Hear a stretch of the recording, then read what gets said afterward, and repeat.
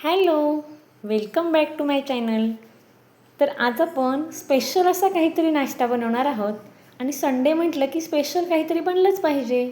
त्यासाठी मी देखील इथे स्पेशल असा नाश्ता बनवलेला आहे. तर हा नाश्ता काय आहे हे तुम्ही पाहिलंच आहे. तर हा नाश्ता मी कशा पद्धतीने बनवलेला आहे चला पाहूयात. आज आपण एकाच पिठापासून पांढरी शुभ्र अशी इडली आणि आप्पे हे दोन्ही कसे बनवायचे हे पाहणार आहोत. त्यासाठी इकडे मी 4 वाटी तांदूळ घेतलेले आहेत आणि 1 वाटी उडदाची डाळ घेतलेली आहे.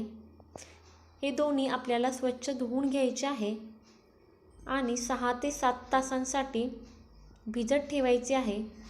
मी इथे साधारणतः दुपारी 12 वाजता अशा प्रकारे हे भिजत ठेवलेलं आहे आणि रात्री 8 वाजता मिक्सरमध्ये बारीक करून घेणार आहे.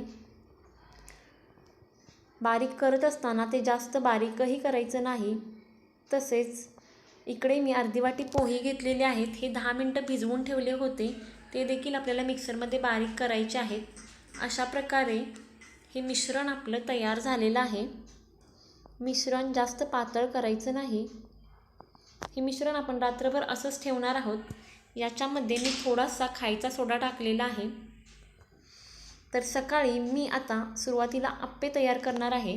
त्यासाठी इकडे मी कांदा, टोमॅटो आणि कोथिंबीर बारीक चिरून घेतलेली आहे. पातेल्यामध्ये थोडंसं पीठ साईडला घेऊन त्याच्यामध्ये हे सर्व मिक्स केलेलं आहे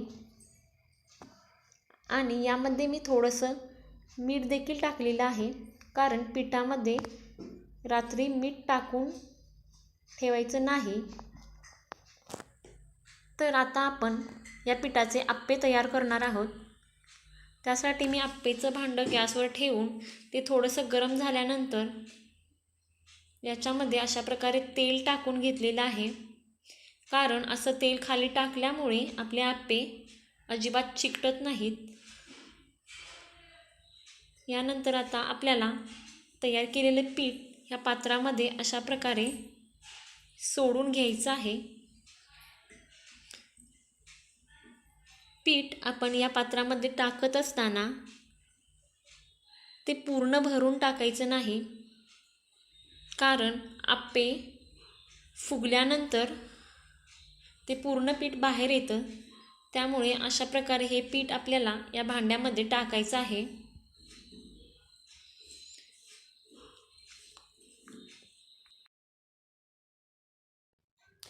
आता यावर झाकण घालून आपण 5 ते 7 मिनिटासाठी मध्यम गॅस करून असंच ठेवणार आहोत.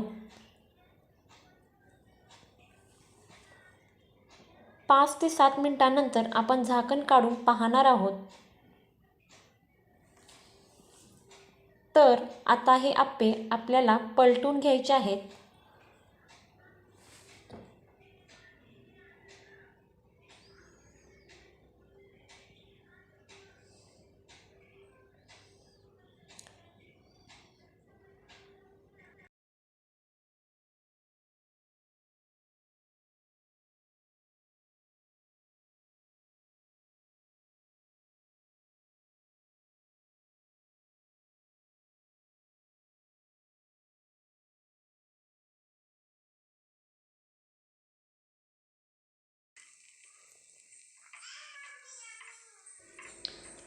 अशा प्रकारे माझे सर्व आप्पे पलटून झालेले आहेत.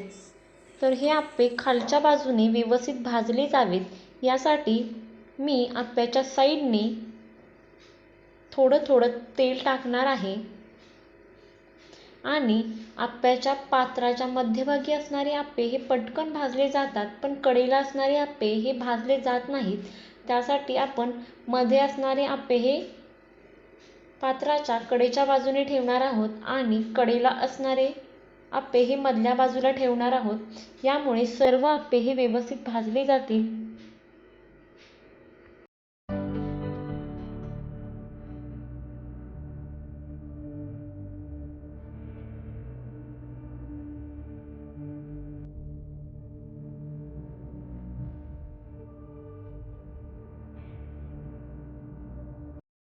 तर आपले आप्पे हे तयार झालेले आहेत. ते अगदी छान फुगलेले देखील दिसत आहेत. तर याच आप्पेच्या पिठापासून आपण इडली देखील तयार करणार आहोत. त्यासाठी हे पीठ मी साईडला एका भांड्यामध्ये काढलेलं आहे. त्याच्यामध्ये थोडेसं मीठ देखील टाकलेलं आहे. इडलीच्या पात्राला तेल लावून अशा प्रकारे हे पीठ मी या पात्रामध्ये सोडून घेत आहे. कारण इडलीच्या पात्राला तेल लावल्यामुळे आपली इडली ही पात्राला अजिबात चिकटली जात नाही.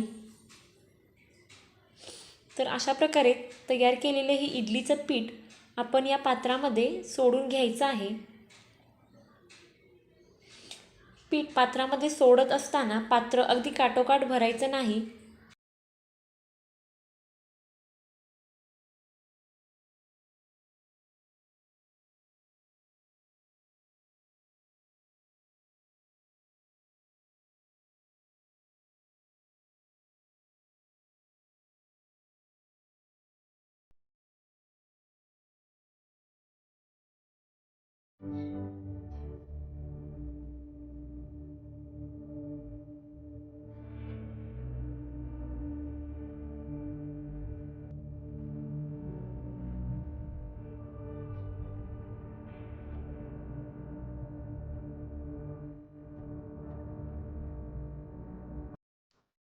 तर सर्व पीठ मी इडलीच्या पात्रामध्ये टाकून घेतलेलं आहे.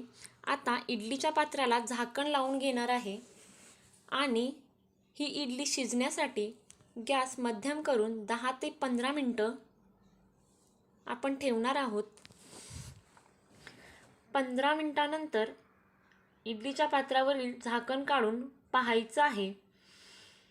तर आपली इडली ही छानशी शिजलेली दिसत आहे. इडलीला कलर देखील अगदी छान पांढरा शुभ्र आलेला आहे. इडलीचा कलर पांढरा शुभ्र होण्यापाठीमागचं महत्त्वाचं कारण म्हणजे आपण पीठ तयार करत असताना त्याच्यामध्ये भिजवून बारीक केलेले पोहे टाकलेले आहेत. इडली करत असताना पोहे टाकल्यामुळे इडली ही पांढरी शुभ्र आणि मऊ होते. तर अशा प्रकारे आपली इडली तयार झालेली आहे. तर एकाच पिठापासून आप्पे आणि इडली आपण तयार केलेली आहे. माझी ही रेसिपी जर तुम्हाला आवडली असेल तर माझ्या चॅनलला लाईक करा, शेअर करा आणि सबस्क्राईब करा. धन्यवाद.